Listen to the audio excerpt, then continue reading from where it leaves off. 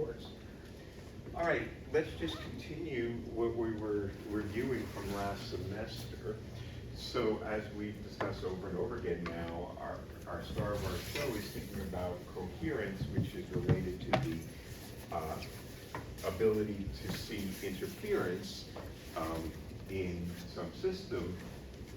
When we think about the quantum electromagnetic field, or we think about interference in general, we often think about interferometers. And what we have, for example, in this Mach-Zehnder interferometer is this two-path interferometer. And quantum mechanically, what we learned is that when we measure the intensity at the output port, that is related to this normally ordered product electric field. It's the intensity operator. And what we discussed, reminded ourselves about in the last lecture, is that we can think about this from the point of view both in terms of particles and wave-particle duality.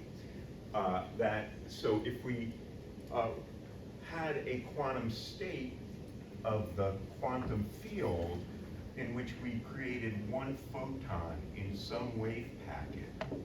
So this is a single wave packet state where the photon has some wave function, psi, and we were to look at this intensity operator. In this case, the mean intensity that we would see would just be psi star psi, the thing we learned about in wave mechanics.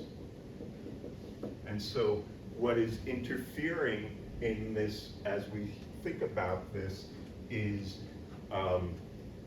the probability amplitude associated with finding the photon in this detector. In contrast, if the state of the system was a coherent state, the state of the system associated that we say is an eigenstate of the electric field operator with eigenvalue that's equal to the classical amplitude, then in this case, the mean intensity is the square of the electric field. The classical result, okay? And this classical result, we can think about it as a photon by photon. We have a coherent state, which is a classical pulse. That classical pulse has some number of photons in them. The number of photons, as we know, is uncertain, but each photon, photon by photon, interferes with itself, and we see the same interference pattern. That's just the mean intensity is just multiplied by the mean number of photons in the pulse, okay? So, although we believe that there is a fundamental underlying quantum description of the field, the phenomena that we see in this interferometer really in no way depend on that quantum phenomenon. What we see quantumly are random clicks in the detector, but those random clicks in the detector, as we've discussed, could be understood in terms of the quantum nature of the matter and the way in which the matter randomly absorbs the field, but the field could be treated completely classically and we would get the same results. So one of the things we discussed last semester that I want to review now is, the way in which we really see the difference between classical versus non-classical light.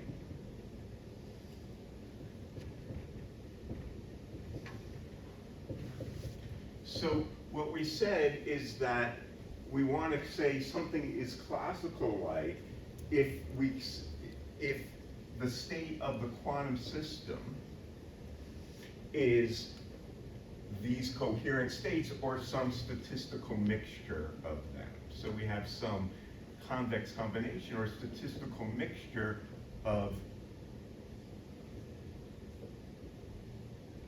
coherent states. We would say these are classical states of light. Again, they're quantum states, but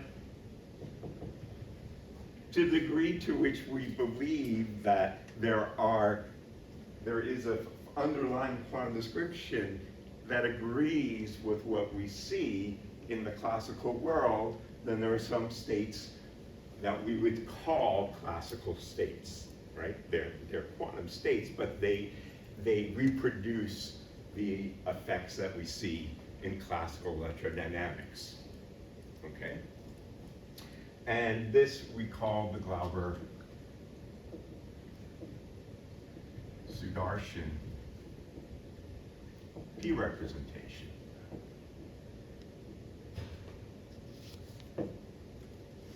Okay, so any phenomenon we see in which the state is of this form we would call classical.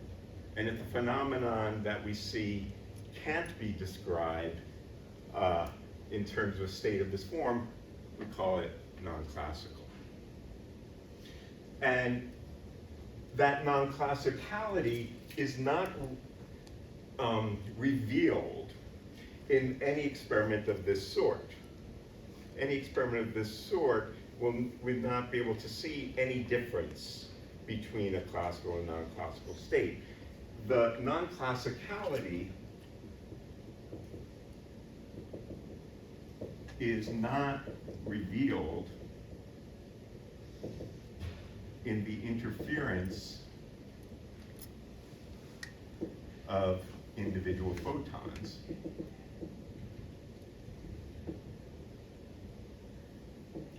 But instead, in the photon statistics and multiphoton interference. And this was brought to the fore accidentally by a couple of astronomers known as Hanbury Brown, who is one person, and Twiss, who considered a different kind of interferometer, which was an intensity correlation. So we have, instead of two paths where the fields interfere, we take the intensity at two different times, where we have some time delay tau here, and we look at the product of the two intensities. Now, quantum mechanically, what Glauber taught us is that we need to look at the normally ordered product of those two intensities. That normally ordered product means I put all the things associated with the annihilation operators to the left, and all the things with the creation operators, all the things with the creation operators to the left, and all the things with the annihilation operators on the right. Okay, so that's the normally ordered version of the intensity correlation function, okay? Now, the kind of correlations we see here involve two photons.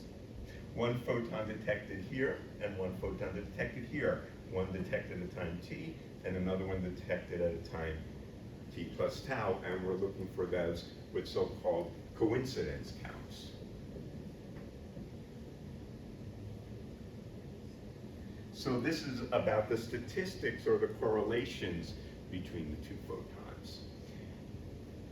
In this context, if the state of the system, for example, was a two-photon state, where we created one photon in some wave packet phi and some in some other wave packet psi. Now, the photons are bosons, so I can't say which photon is in this packet and which photon is in that packet. All I can say is one of them is in psi and one of them is in phi. The commutation relations between this, the fact that these guys commute, means that we have symmetry under exchange, as we've discussed. Now, I'm not going to go through the calculation, but when I look at the intensity correlation function in this case, which, by the way, I should have reminded us is called G2 of tau, as opposed to the G1 function over here, that if I look at G2 of tau for this particular state, what we find is the following.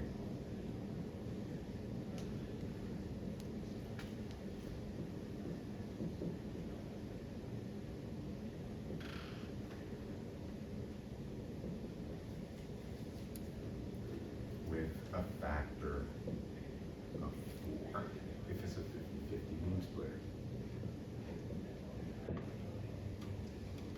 So what we see, this is the symmetrized two-body wave function. And what we're seeing is really just the probability amplitude associated with that two-body wave function, okay? And that would give us a kind of two-photon interference. So we're going to see this where the probability that we detect this guy times the probability we detect that guy, and then we see the probability we see this guy times the probability we see that guy in the other detector. So this would correspond to this wave packet. Maybe I should draw that over here. So there are two alternatives that can lead to this coincidence count, right? I could have this guy go here and this guy over here come over here sometime later, or there's some tiny probability in the tail that this guy comes over here and instead, I should really draw them in two different colors, that one goes. So there's two different possibilities, right? Either psi goes through and phi is reflected, or phi goes through and psi is reflected. Those are these two probabilities, right? But there is also the cross term when you square the amplitude, and that is equal to twice the real part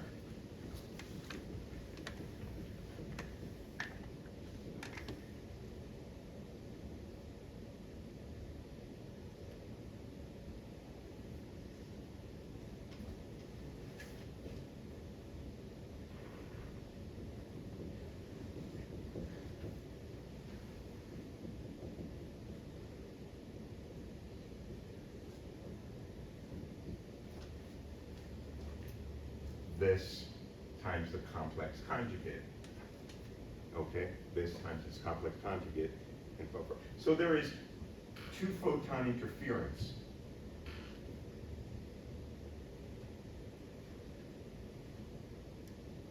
And it's that two photon interference that can distinguish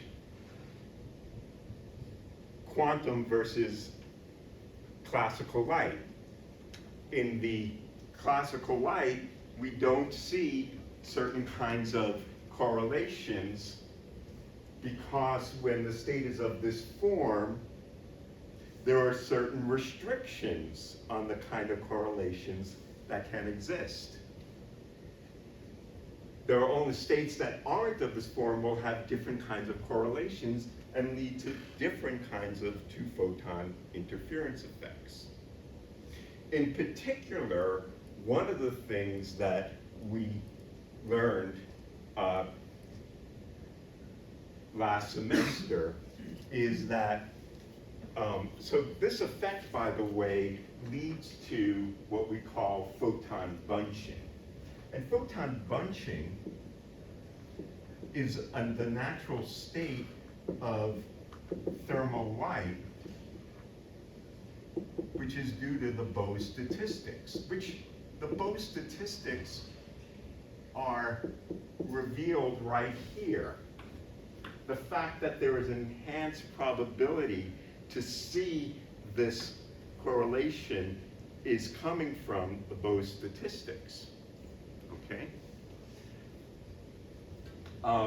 In fact, if we had these guys, if we had two photons in the same wave packet,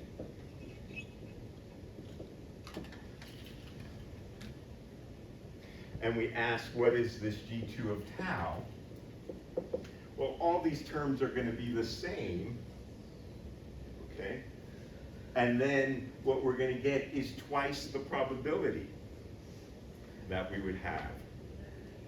We would have this plus this, and this would be exactly the same thing again, which would mean that in that case, what we would get is twice the probability.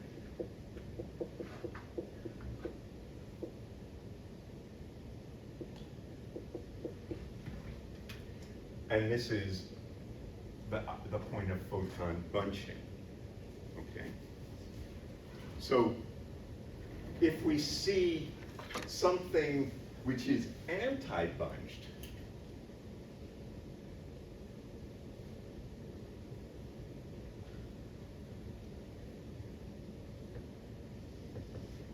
which is to say G2 at 0 is less than G2 at tau, where G2 of tau is equal to big G2 of tau divided by the intensity squared, okay? Then what this says is that the tendency to see two photons together, separated by no time, is less than to see them apart. The photon anti-bunching is, as we've studied in the past, is inconsistent with the assumption of classical light. So an example where we would see photon anti-bunching is a signature of non-classical light.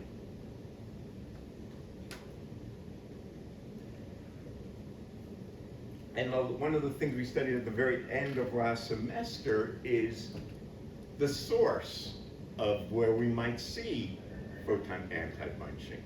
For example, if I had a two-level atom and I was driving it, let me make this a little bit smaller. So here's a laser beam, and there's an atom in there,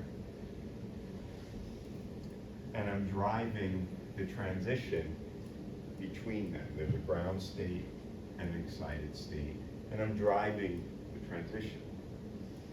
This thing will spontaneously decay, and we'll get some photons that are being scattered out of this laser beam. And now I ask the question, what is the correlation between photons that are scattered? So I'm going to put this light on a beam splitter. Some of it will be transmitted, and some of it will be reflected. And I'm going to put two detectors here. And I'm going to look at a correlation between them separated by some time tau. So the point here is that if there's a single emitter, if I see one photon here, I can't see another one exactly at the same time, because it will take some time for this atom to get re-excited and then emit the second photon. So the light that is scattered from a single emitter is necessarily anti-bunched and necessarily described not as classical light. It's not described as the radiation of a classical current. As the other thing to remind you is that the states that we're calling classical are states that arise from the quantum mechanical description of classical radiation. If we treat the current classically, then we get that state. The radiating atom is not classical current. And the way in which the material is not classical current is the degree to which we can start learning more about the sources of non-classical light. Okay? And so what we saw in this case is photon anti-bunching by resonance fluorescence. And some of you wrote some nice Wikipedia articles about that last semester.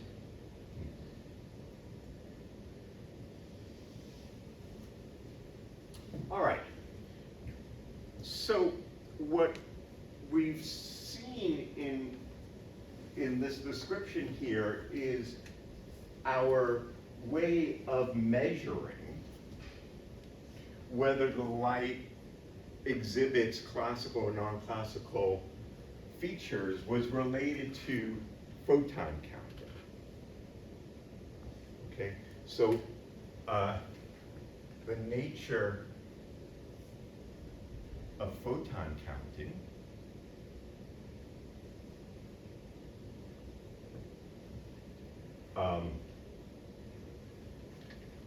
can reveal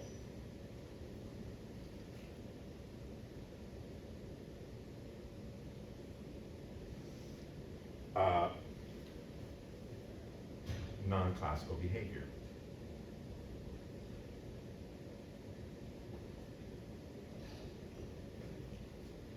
So if we thought about this for a single mode, what we're looking at is the number operator.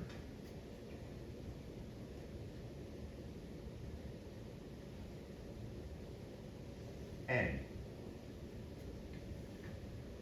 We're counting photons, okay? And the way we see the non-classical versus non-classical light is in seeing the correlations between those photons when we count individual photons.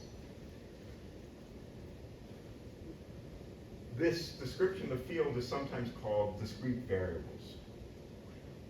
It's the discrete variable description of the field because we're thinking about quanta with n being discrete numbers.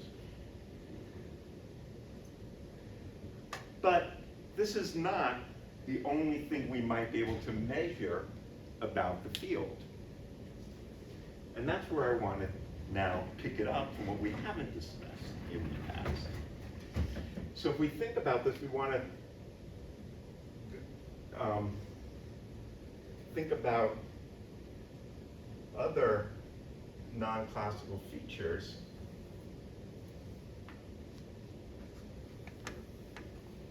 seen beyond photon statistics.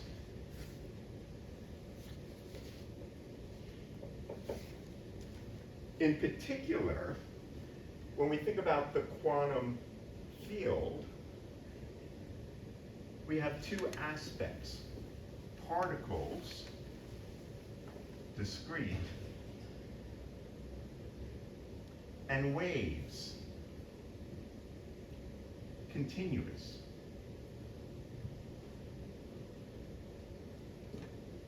What do I mean by that?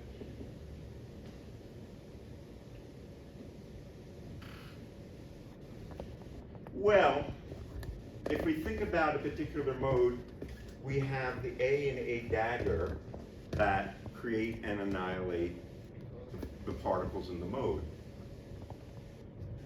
This, as we've written, this non-Hermitian operator has a Hermitian and non-Hermitian part, which we call the quadratures, X and P. So X is the Hermitian part with a horrible factor of square root of 2 because we're stuck with it.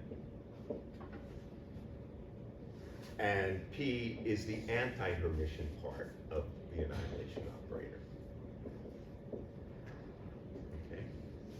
And if we thought about free evolution,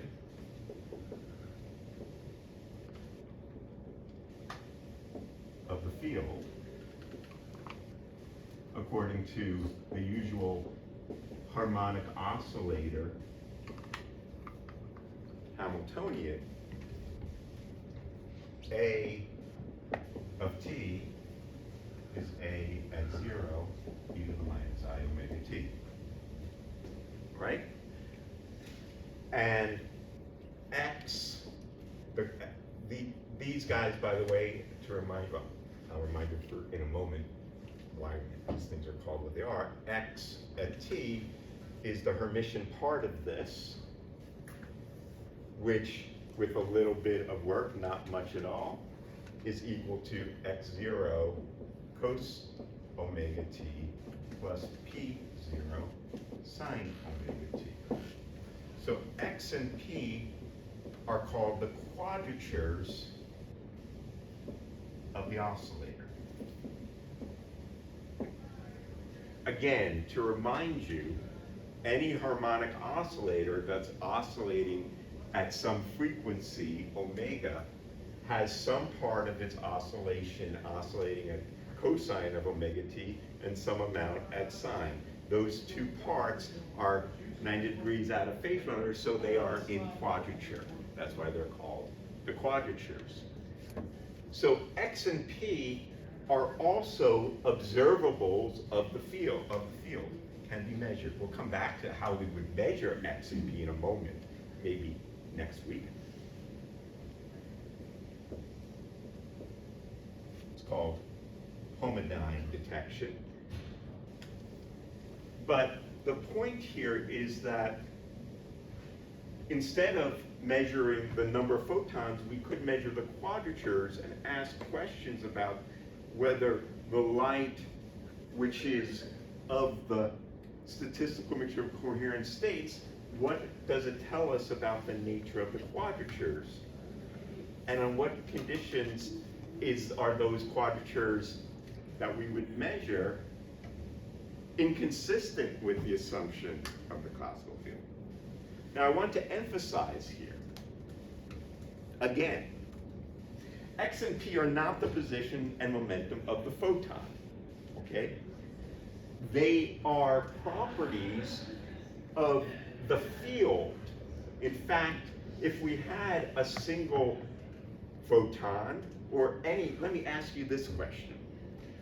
What is the mean x or p if I have exactly n photons in the field? 0, right? Because this is A plus A dagger, and A or A dagger either creates or annihilates a photon, and that's orthogonal. So this is 0, and the same for P. So these states have no mean x or p. They're not the position of the momentum. They're a property of the collective number of particles. They're a property of the field. And fields that have mean x or p must have an uncertain number of photons. Anything with a definite number of photons has no x or p. They're not the position of photons. They're the quadratures of the oscillation of the field. Yes, sir. What is the relationship between these quadratures and the electric and magnetic parts of the EM field? Because I mean, classically, you know, the electric and magnetic are 90 degrees out of phase. Yeah, they're closely related. For example, in a cavity, where you have, or an LC oscillator, they're exactly the same thing. I can think about, you know, the electric field as the electric field at zero, cosine plus the magnetic field. But they really are related to the electric field and the vector potential, because the electric field, you remember, is the time derivative of the vector potential. So in free field, they're not the same thing. They're not the electric or magnetic fields, but in a cavity they are. I don't like to make that connection myself, because I think it can become confusing. They're really the quadratures of the oscillation of the electric field here, the way we've defined A and A dash. Yeah. Is it just in a cavity that they're the same? Or Yeah, it's when, you know, they are 90 degrees out of phase with one another. You know, in free field, the electromagnetic fields are in phase with one another. Here they're in quadrature. But, you know, it sloshes back and forth in a cavity or an LC oscillator. Cool. All right. So, excellent. So, this description of the field is sometimes known as CV, or continuous variable description.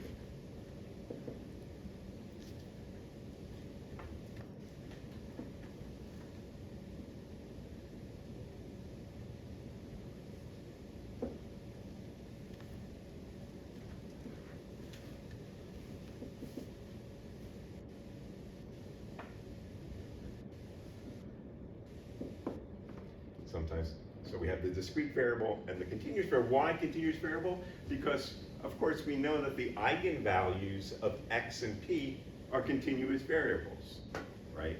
So there are, in principle, eigenvectors of x and eigenvectors of p with eigenvalues x and p, which are continuous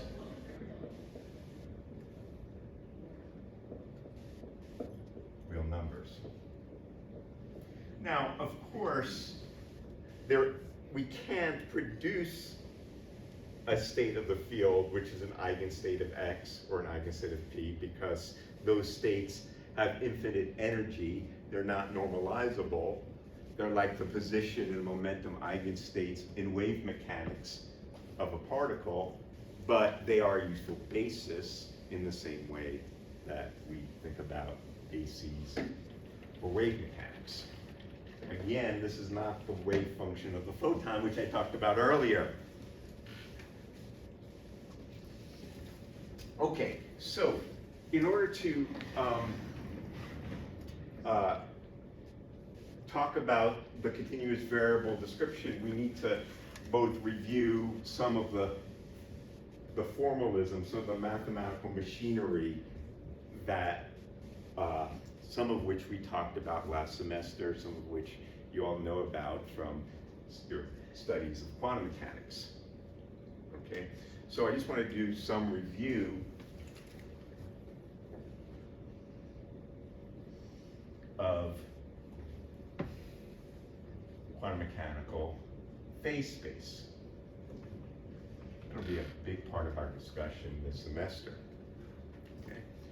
So when we think about the phase space, we have x and p. Okay. If we have a classical oscillator, then we have alpha is the complex amplitude.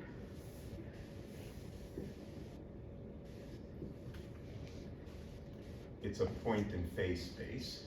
This, because of the square root of 2, is the square root of 2 times the real part, and this is the square root of 2 times the imaginary part of alpha. And this is the point in phase space. Okay? If we have free evolution of the oscillator, then this phasor, which is the point in phase space, oscillates along x and oscillates along p, and it rotates, as we remember, in phase space. okay? And the rotation, it rotates counterclock, or I guess that's clockwise, but the rotation here generated by the Hamiltonian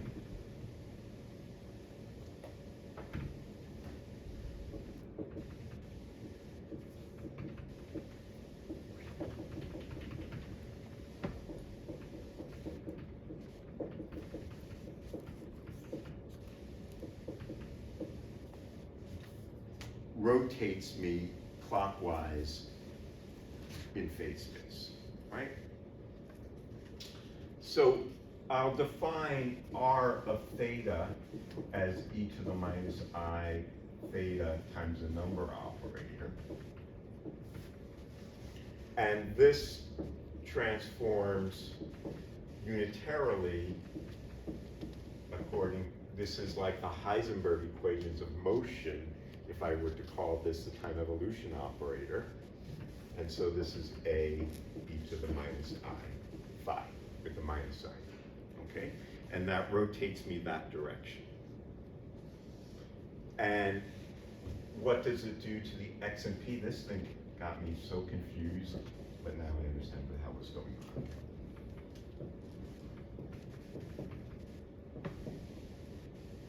If you, this is equal, you know, this of course is a plus a dagger over root 2, a dagger, go to e to the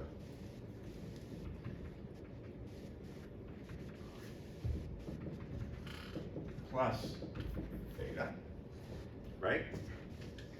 And so when you plug that in, what you get is x cos theta plus p sine theta, which, you don't have such good pens, but what the heck.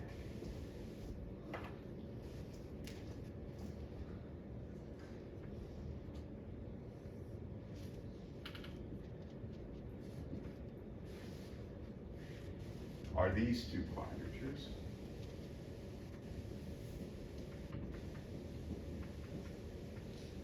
This is equal to minus x cos theta plus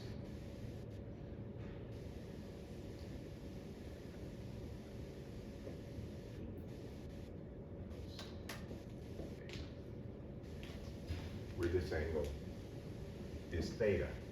So the rotation operator unitarily transforms x and p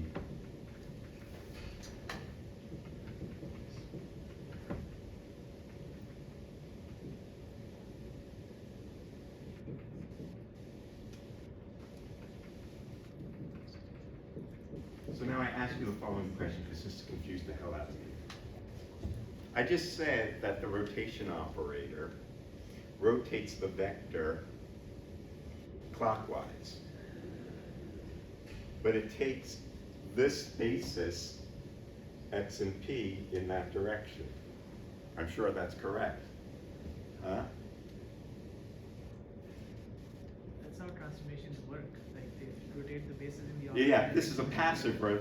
Yeah. Right? But this is how it works, because this is telling us that if I want to see what is the x coordinate of the rotated vector, it's as if I keep the vector fixed and I rotate the basis, So the vector and as the goes- passive gives me the right thing. Yeah.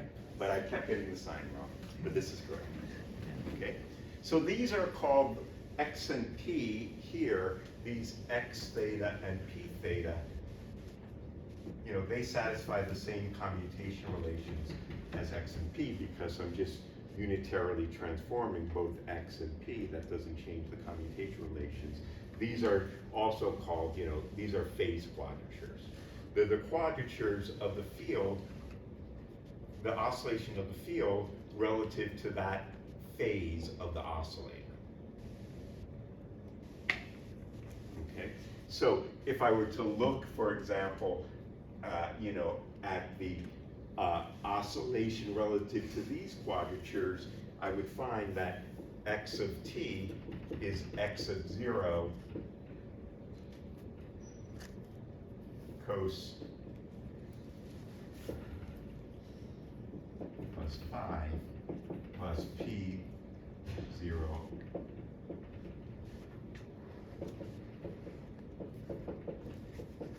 That is to say, the X and P quadratures tells me how much is oscillating at sine and cosine relative to that phase. Okay? So if I were to, as we'll see in our detection, there's something we'll call the local oscillator. And we will adjust and think about the phase of the local oscillator. The phase of the local oscillator will tell us where we're looking in the phase of oscillation to measure something about the quadratures relative to the phase of our local oscillator, which we'll come back to. Right. Another important piece of the mathematics, God, do I hate these things. Why can't we have the chalkboard?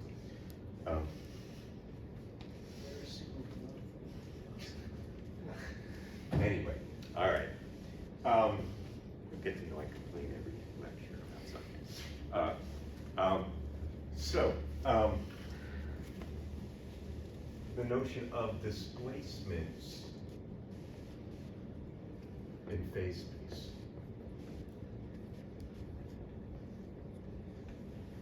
So we remember that momentum is the generator of translations in position.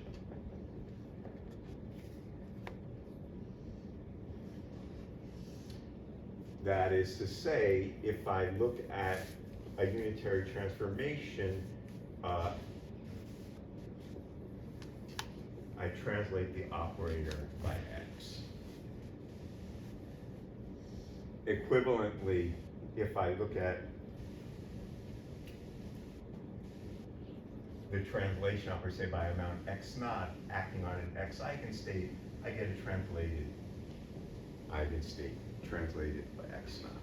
So momentum is the generator of translations in position. Position, or minus position, is the translator, translates me in momentum.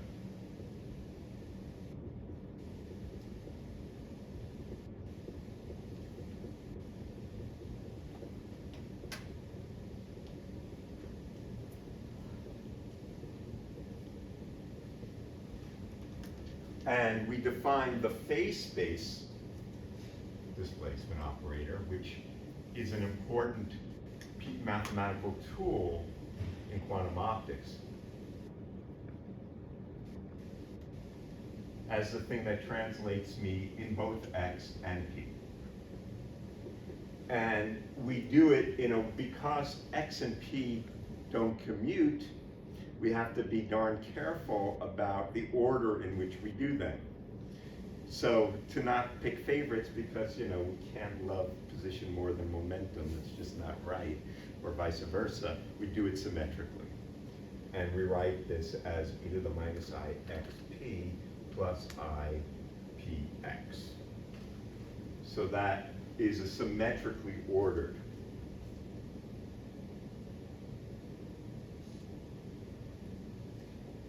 displacement. It doesn't put one in front of the other, okay?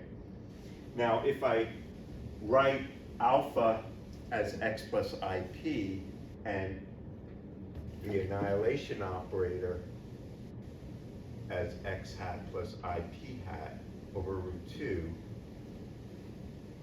and plug that in, then as you remember, this looks like alpha a dagger minus alpha star a. Okay? Which is a function of alpha and alpha star. Now, often we forget it. I mean, formally it's true, it's a function of alpha and alpha star, but we just typically write this as d alpha, which is the phase space displacement operator. Right. So, the phase space displacement operator, if you ask now, given these facts, what we can see is that d dagger alpha, d alpha displaces in the same way that the position displacement or the momentum displacement displaces x or p, the phase-space displacement operator simultaneously displaces x and p by amount depending on alpha. So if I were to ask how much does this displace x, I have to take the Hermitian part of this, which is this. And the displacement operator acting on P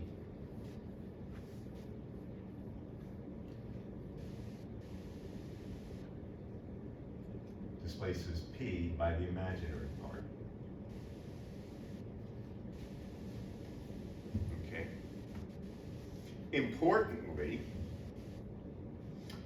thus, from this expression, if I think about the ground state of the harmonic oscillator, also known as the vacuum, and I apply the displacement operator to that, I get our friend, the coherent state.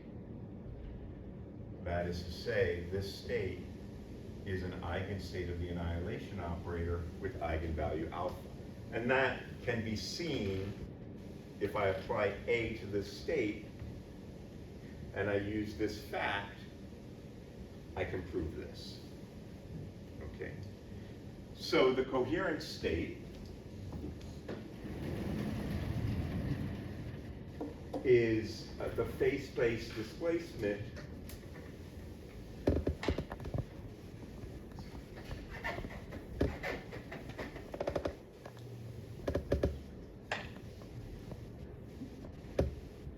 of the vacuum.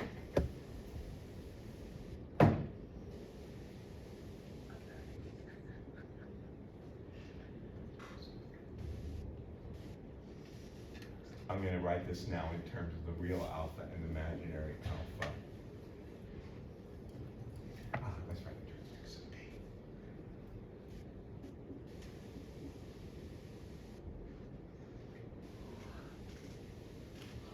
So here's the vacuum,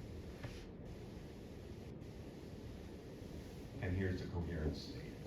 What we're drawing, when we draw these pictures, we'll get a little more precise about it in a moment, is that there is uncertainty in x and p for these states. Let's just quickly remind ourselves, if I look at the vacuum and I ask what is the fluctuation in x when I'm in the vacuum, that's equal to x squared minus x squared, which is 0, which is equal to 1/2 a squared plus a dagger squared. Oops.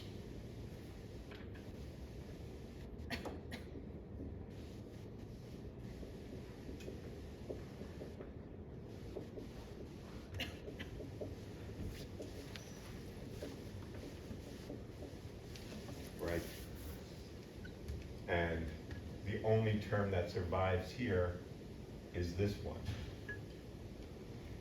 This annihilates, this guy annihilates, this guy annihilates, and then we get the commutator, and we get 1/2, which is also true for p squared, which is also true for any quadrature, as we can quickly show. And that's why we have this circle. Okay, so this has a variance of 1/2 or an RMS of 1/√2. And those are vacuum fluctuations, and as we remember, the coherent state has the same fluctuations about its mean as the vacuum does. Okay. Right. What else did I want to say about this? There's a few other pieces of algebra that we should remind ourselves of. So I just said, this is something everyone who's working in quantum optics should memorize. You should be able to write this down displacement operator is. With the signs and the stars, you gotta have this in your head, okay? A few things you remember, that's one of them. Now, one of the things that's useful is to remind ourselves some of the properties that are related in some sense to Baker Campbell Hausdorff and some things that come from group theories. So, for example, we recall that if I have the exponential of two operators, and generally I can't write this as e to the a times e to the b, but I can write this as e to the a times e to the b times e to the minus a half, the commutator of a and b, and truncate it at that point if a commutes with the commutator as does b.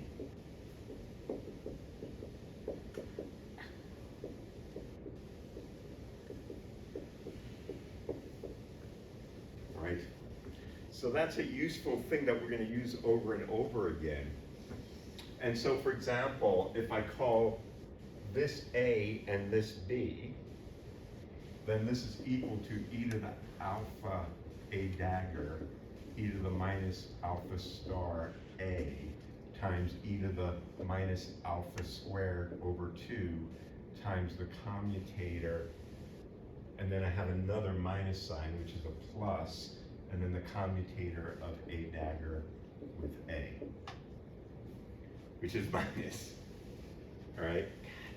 So this is equal to e to the minus alpha squared over 2 e to the alpha A dagger, e to the minus alpha star A. Now, I just wanted to note for you, to remind you one thing about this object here, I might call this, where this symbol with the colon is what we call normal order. So the symbol with the double dots on it means forget about the fact that A and A dagger don't commute. Just put all the A daggers on the left and all the A's on the right.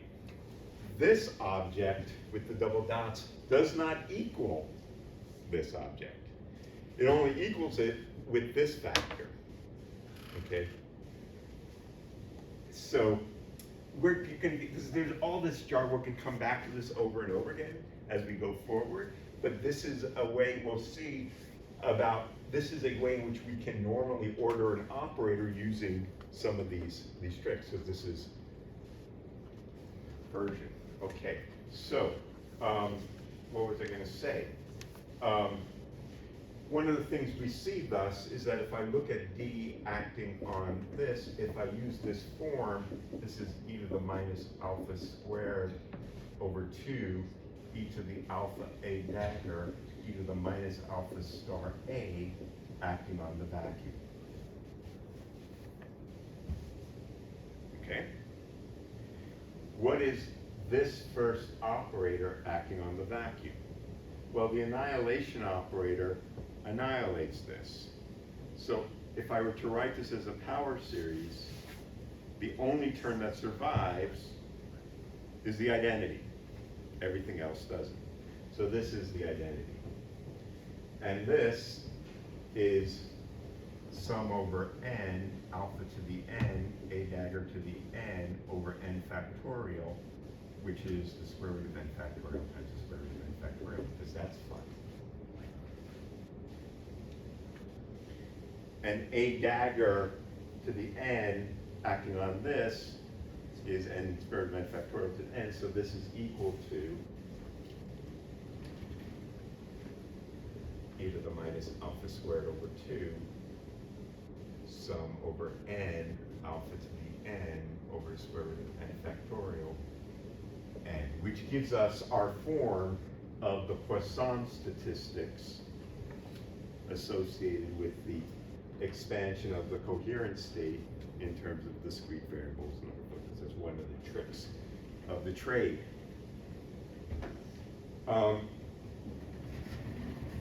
What else? Well,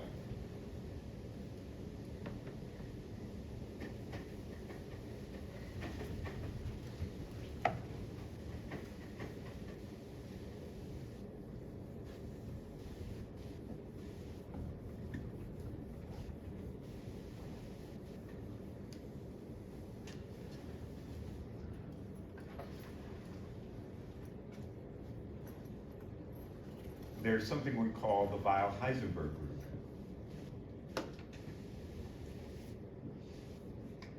The Weil-Heisenberg group tells us how to compose phase-space displacements. If we do two in a row, how is that composition to give me a different, the total displacement? So I asked you, because you did this, some of you at least, did this for homework last semester, how do you think of, how would you calculate that? Well, we go back and use this thing, right? This is like an e to the alpha times e to the, or e to the a, e to the b, and you have to compose them, and you screw around with that, right? And what you get in this case is the sum of the displacements, but because of the fact that they don't commute, there's a phase.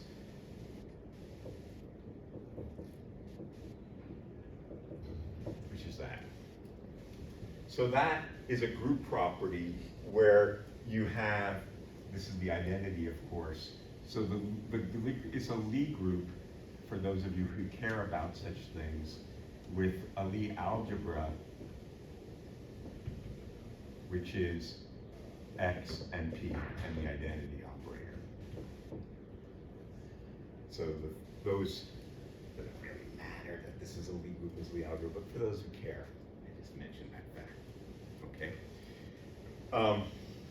Okay, so from this fact, for example, it follows, if I were to look at, for example, I ask, what is the overlap between two coherent states? How would I calculate that? Well, I use these tricks of this trade. This is equal to d dagger acting on the vacuum, right? But the dagger of beta is equal to just going the other way in phase space, making beta equal to minus beta. Right? Which is equal to d alpha minus beta times some minus I imaginary beta star alpha. Okay. So what is the probability? What's the overlap between these guys? It's equal to that, right? Well, what is that? Well, we just see what that is. If I had just a given coherent state, this is the amplitude to be in the vacuum, which is what?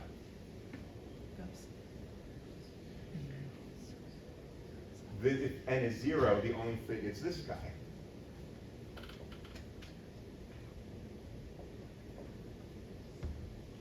And so the overlap between two coherent states is that. Okay? Which, if you think about it in terms of the real and imaginary parts, I say the coordinates in phase space, this is a Gaussian, right? This is equal to e to the minus a half x for alpha and x for beta squared plus p of alpha and p of beta squared. So the overlap between two coherent states is a Gaussian function of the separation of the middles of those two coherent states. Okay? This is the kind of algebra we're going to use a lot. Okay? So I would encourage you to go back and review some of it. we talked about last semester, yeah. Yes, so this has always confused me. So if you look at that diagram that you draw, it seems as if the coherent state has a finite radius. Yeah, that's not correct. That's just a sketch. What that dotted line is, as we'll discuss in more detail, you can think about it as 1 sigma. What we really have, we can think about the coherent state as a wave packet. And that wave packet is a Gaussian.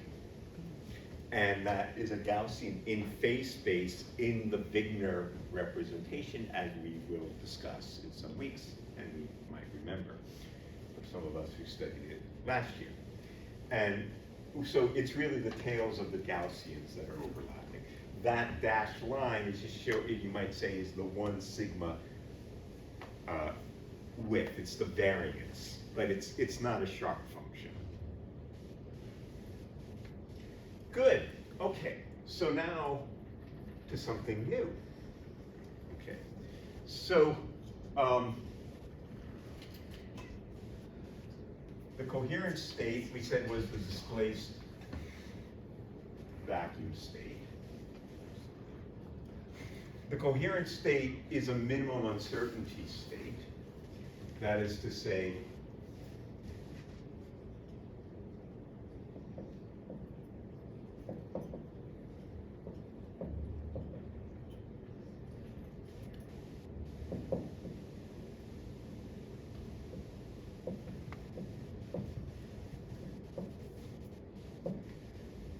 what are we going to say? Right. So what we have is that x times p for any quadrature is equal to half.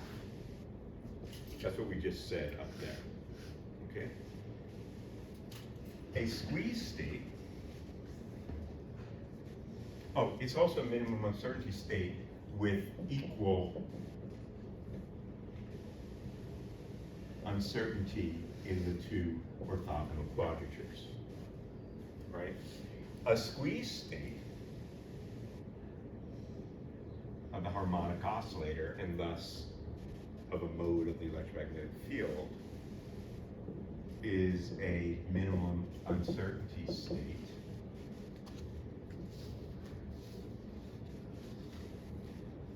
but this is less than 1 over root 2 for some theta. So pictorially, we draw a squeeze state in phase space similarly to what we drew for the coherent state, as something that has a kind of 1 sigma variance away from its mean.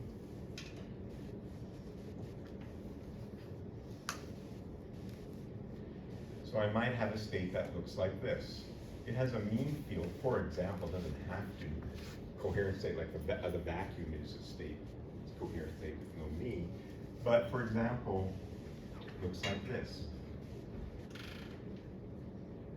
where this is the coherent state. And this variance, if this is x and this is p, this variance is less than a half. For example, I might call this e to the minus r over root 2, and this variance is e to the plus r over root 2. We have squeezed the vacuum fluctuations. The vacuum fluctuations are squozen, okay? This state is squeezed in P in X and anti-squeezed in P. Okay?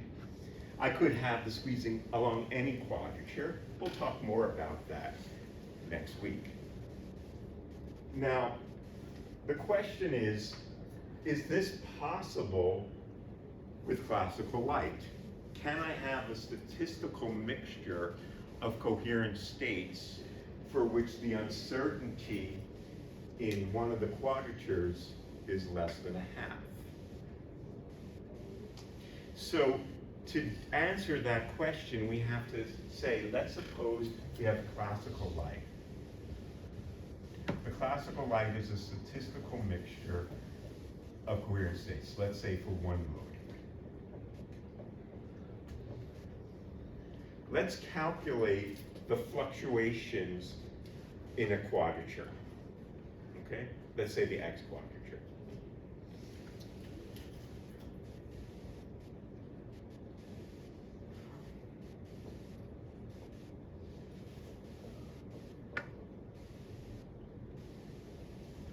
Okay. So let's calculate that for a state of this form. First of all, what is the mean X? The mean X is the expectation value of A plus A dagger over root 2, which is, it's the trace of X with rho, where this is rho. And that is thus equal to B squared alpha P alpha alpha A plus A dagger over root 2. Right? You with me? How do I take this expectation value? Well, this is alpha, it's alpha star. So this is alpha plus alpha star root 2. This is equal to the square root of 2 times the real part of alpha, which is square root of 2 times statistical average of the real part of alpha. Okay. What about X squared? Well, that's equal to A plus A dagger over root 2 squared. How am I going to calculate that? So, this is where things get a little bit, we have to remind ourselves. If we're going to calculate an expectation value,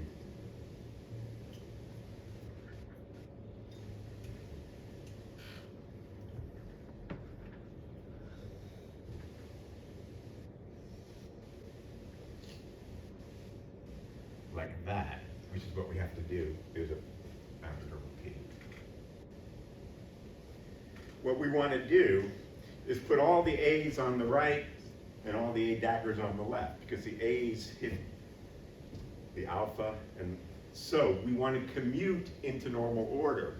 That's not the same thing as the colon, which is ignore the commutators. Okay, so let's do a little aside over here. A dagger plus A squared is A dagger squared plus A squared plus A dagger A plus A dagger, right? And I want to commute this into normal order. So I commute that. And so this then is equal to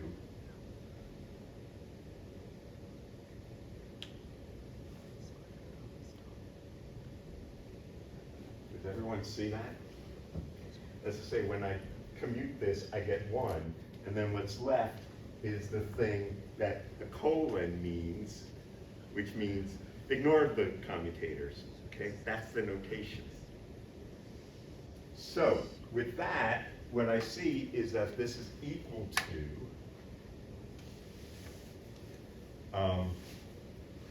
the statistical average of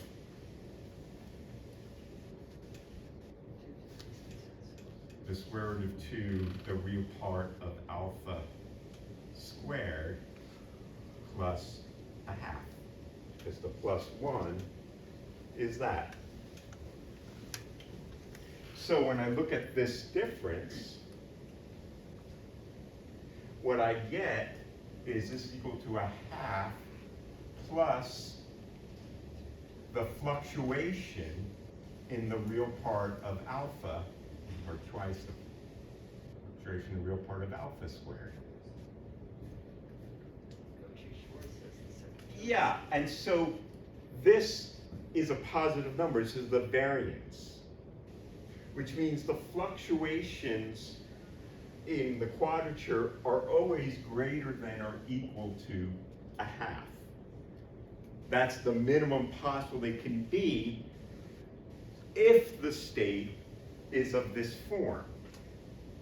The only way I achieve a half if there are no fluctuations and I had a coherent state. But if I have any thermal noise or statistical mixture of the coherent states, I'm going to get excess noise. There's no way classically to get below this, which is the vacuum fluctuations. So a squeeze state is necessarily non-classical.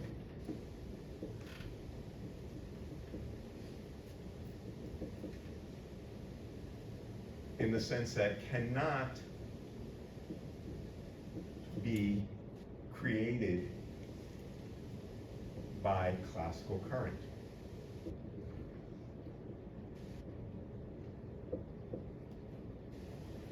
It can't be radiated by a classical current. If it's radiated by a classical current, it is of this form. If the current is perfectly deterministic and there's no noise in it, at minimum, the fluctuations are the vacuum noise. There can be excess noise due to the noise in the thermal fluctuations in the current. So we will see, for example, the way we produce a squeeze state must come from some kind of physical process that we can't think about as a charge on a spring that's oscillating. It's something kind of more fundamentally quantum mechanical that will generate the squeeze state. Okay. How do we mathematically describe the squeeze state? So I'll just write this down, but we'll pick it up next time. So what we have is the squeezing operator. That'll be the star of our show. The squeezing operator I'll call S, which is of the form a half R A squared minus R A dagger squared. Okay. Notice the squeezing operator is quadratic in A and A dagger. We have the rotation operator and phase space, which we wrote like this. Oh, by the way, quick question for you. Is this operator a Hermitian, I'm sorry, a unitary operator?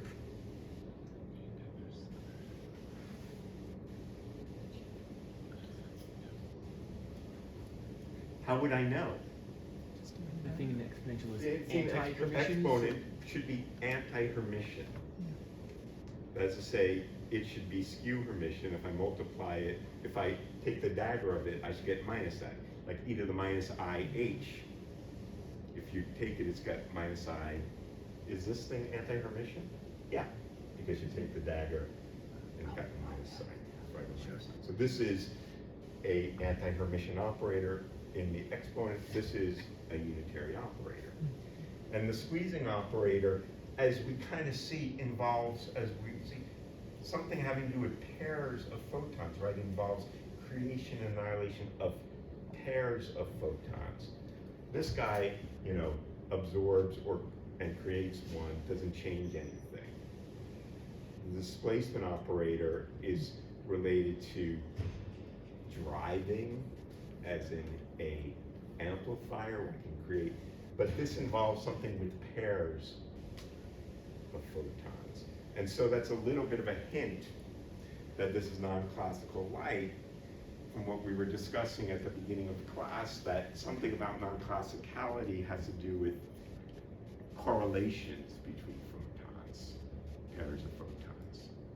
So we'll pick that up more next time, talk more about the mathematical description of the squeeze states, and then we'll talk about what does it really mean and how do we measure it?